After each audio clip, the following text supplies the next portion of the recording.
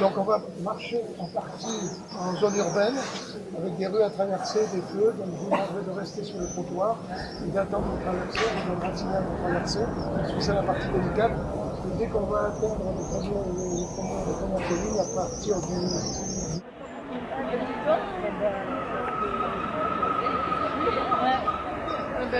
C'est bien ça, un petit bouchon comme ça.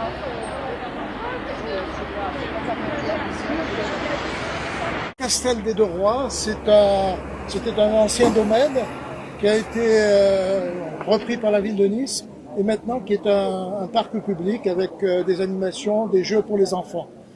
Alors pourquoi le nom de Castel des Deux Rois? On a beau chercher de quel roi il s'agit. En fait, il y a eu deux propriétaires qui étaient deux beaux-frères qui s'appelaient Leroy. Et ça s'est déformé en Castel des Deux Leroy. Enfin, Castel des Deux Leroy, c'est devenu Castel des Deux Rois. Et ça a été construit après le siège de Nice. Parce que quand on venait à Nice, les bateaux de commerce s'arrêtaient à l'anse des Planchettes, enfin, à hauteur du Coursaléa. Il y a beaucoup de profondeur, donc les bateaux arrivaient là, et par des navettes, on déchargeait les bateaux. Et le port actuel de Nice, c'était un marécage, et vraiment c'était inaccessible. Quoi. Après, il a été construit, donc c'était pendant très longtemps, ce port, c'était sur ce côté-là.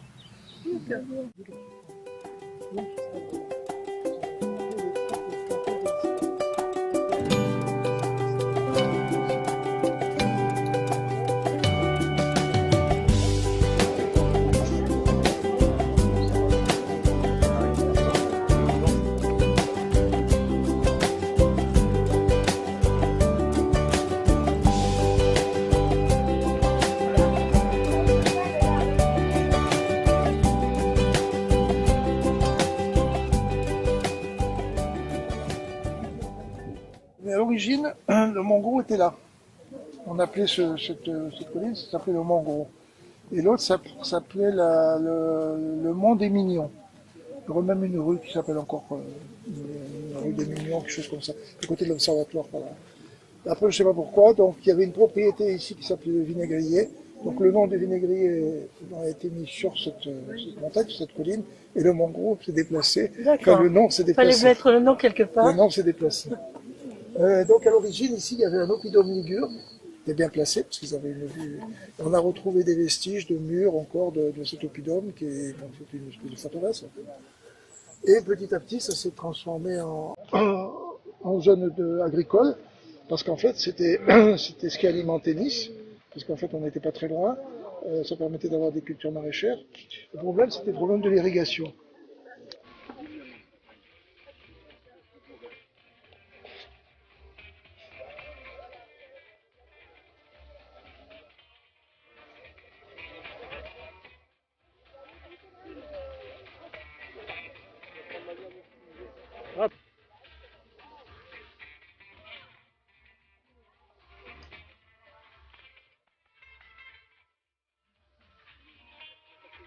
Oh, si je recommence alors.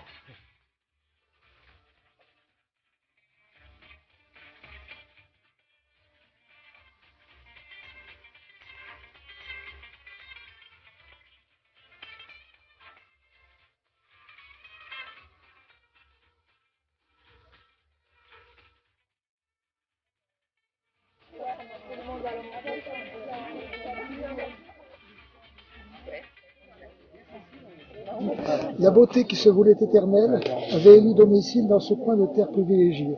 Non, non, allez-y, au contraire, au contraire. C'est du passage, c'est du passage. Ah, ben si, ça c'est bien. Si Ça y est. J'étais là-bas, non mais il y avait des retardataires. Eh oui. Oh là là. Qu'est-ce qu'il y a? Non, j'entends rien. Il faut le dire là-haut, hein. Et là, ça me permet de voir des gens que j'ai pas vus.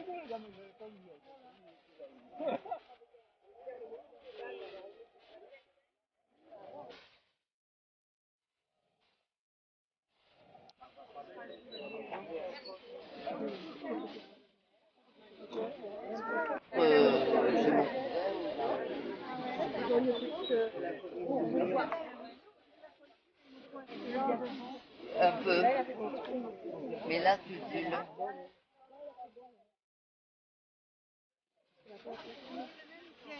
Et puis t'en as une petite.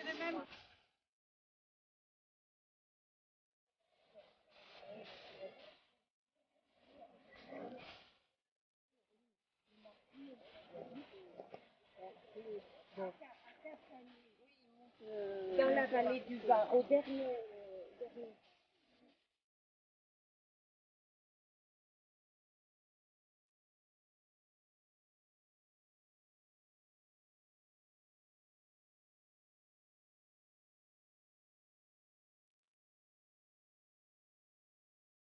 Nice, bon, c'est parti du comté de Provence.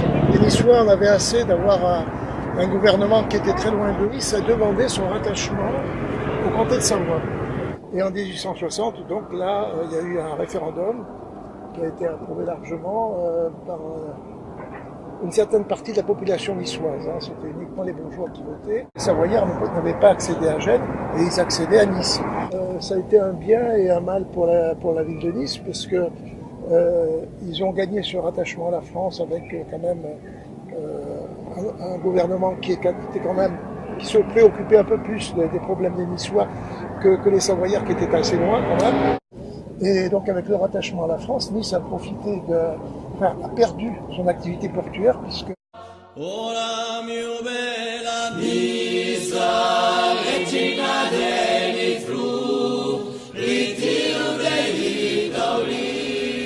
que vous inspire cette coupole? Bon, alors on m'a dit que c'était quelque chose de russe. Non, alors le constructeur du Negresco a voulu représenter le sein de sa maîtresse. Ah bon?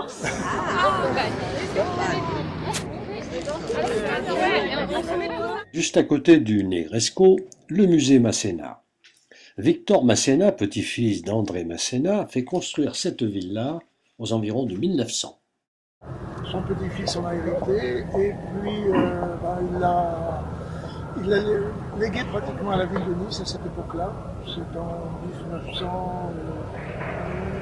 en 1919, il a légué la ville de Nice à condition que ça reste un musée et que les jardins soient ouverts au public. Donc les jardins ont été aménagés par un jardinier célèbre à l'époque qui a fait également les jardins du casino de Monte-Carlo. Dans les jardins du casino.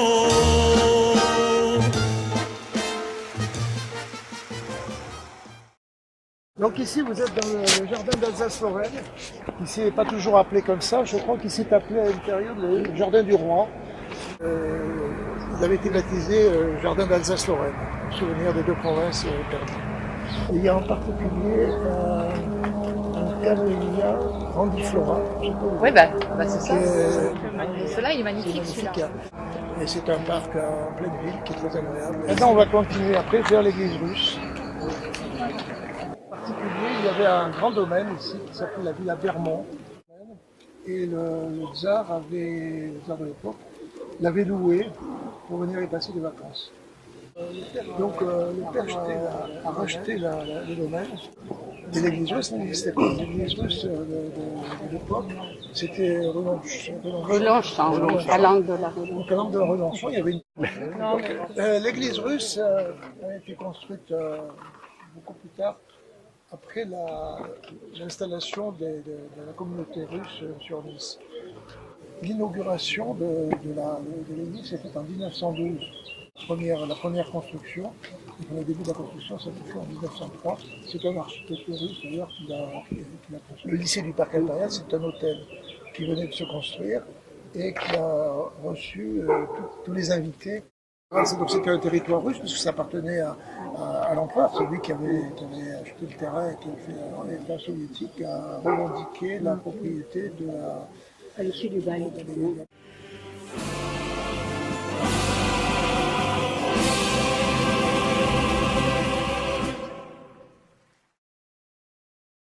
Donc les maisons traditionnelles niçoises sont des maisons relativement simples, qui étaient construites par des maçons italiens des Piémontais en général, qu'on avait fait venir, parce que c'est l'époque où la ville a commencé à s'étendre, où les riches étrangers venaient s'installer. Et donc ces maçons construisaient, on disait à l'époque, des villas blanches. De tout temps. Ces maçons se sont construits leur propre maison et ont construit pour d'autres des maisons relativement simples, des maisons carrées en général, à 4 pans, avec le toit débordant. Et ils ont l'air de voir ce blanc toute la journée, de y travailler. Donc ils ont peint dans des couleurs assez vives. Et donc le toit est débordé, et sous le toit, ils avaient fait des frises. Ils copiaient bien souvent des dessins de documents de tapisserie. Et il y avait plusieurs techniques. La technique la plus simple, bon, c'était de faire ça en peinture. Il y avait une technique un peu plus sophistiquée, qui c'était la technique à fresco. Alors à fresco, c'était... Una senza trem, sa madre descontenta, son padre nel sorrem. Talala, talala, ligandaula si marido, talala, talala, ligandaula si son marida. Vai che l'amour ti passerà, fai la birretta, vai che l'amour ti passerà, fai la birretta, fai la birra. C'est chic, ça.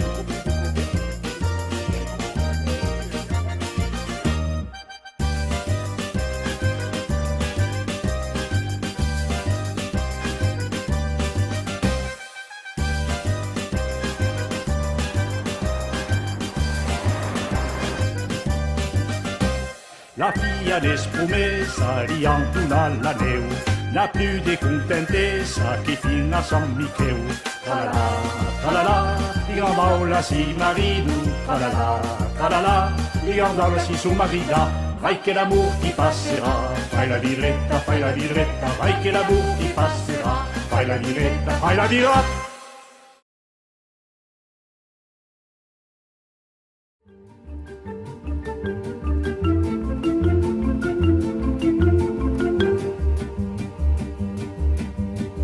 Quand on partait de bon matin, quand on partait sur les chemins.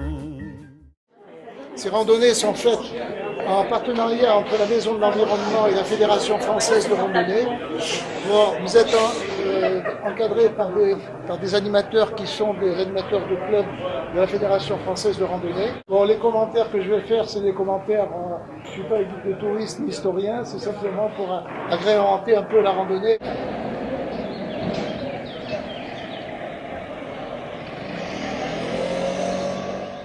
C'est là que donc, les galériens étaient hébergés et les galériens étaient sous la partie, sous les voûtes là, qui sont dessus. Donc, alors, c'est bien, hein. Ça va? Tout va bien? Bon, ben, ça a la forme, hein.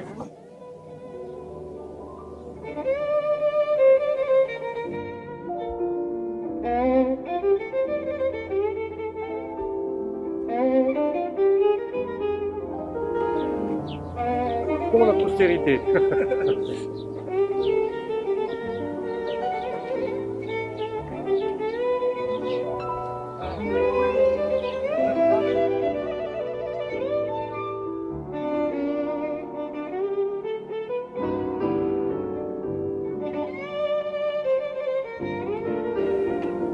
Non, il faut monter là.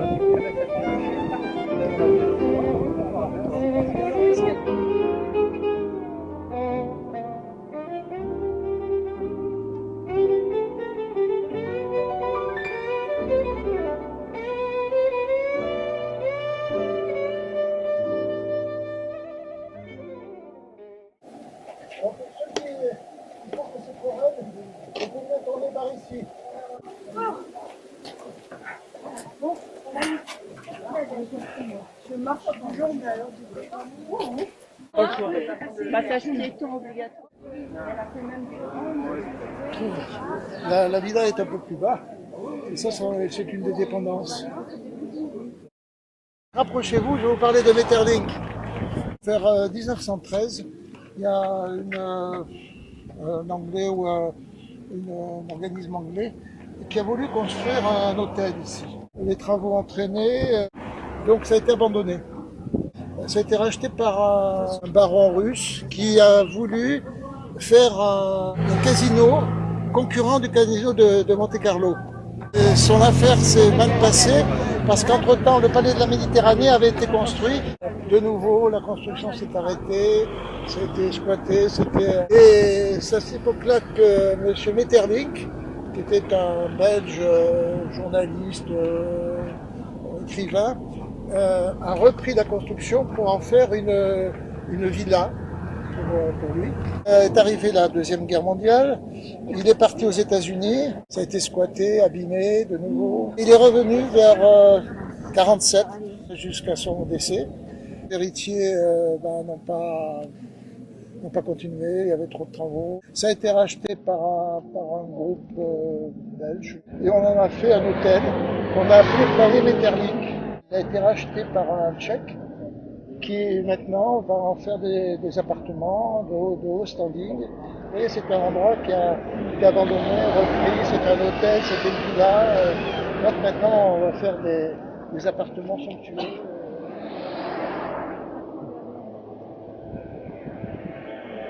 Le dernier là, hein. C'est le dernier ou quoi?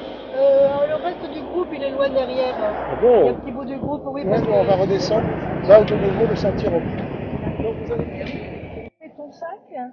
Oui, je vais.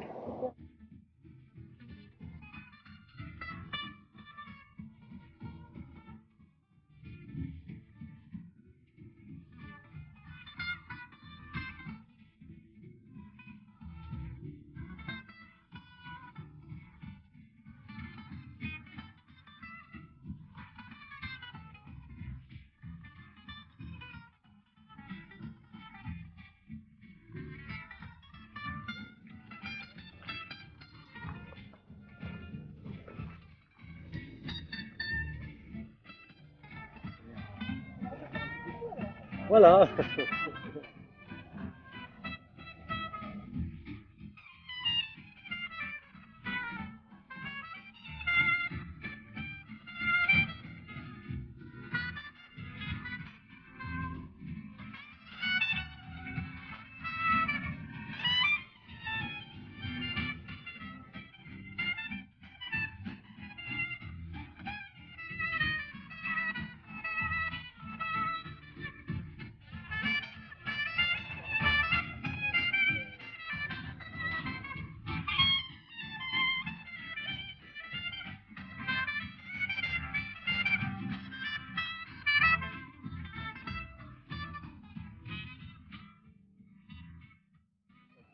Non, ça saigne pas. Non, ça saigne pas. Ça va être une bleue. Si ça saigne, j'ai un peu de trucs, des chocs infectants. Tendez les bras en avant pour voir si vous êtes droite.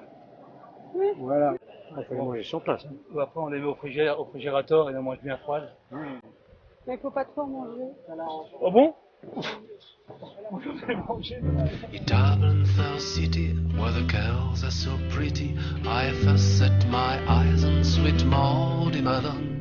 She will their wheelbarrow through streets broad and narrow, green cockles and mussels and live alive-ho, alive alive-ho, alive alive-ho, green cockles. C'est pas lui non plus, qui c'est qui? Merci de ralentir, merci il y a un peu de retard, donc on arrive. On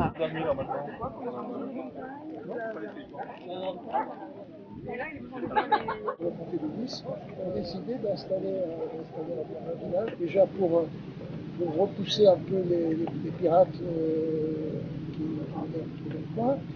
Et pour ça, donc, ils ont permis aux habitants de ne pas payer de droits. D'où le nom de Villefranche.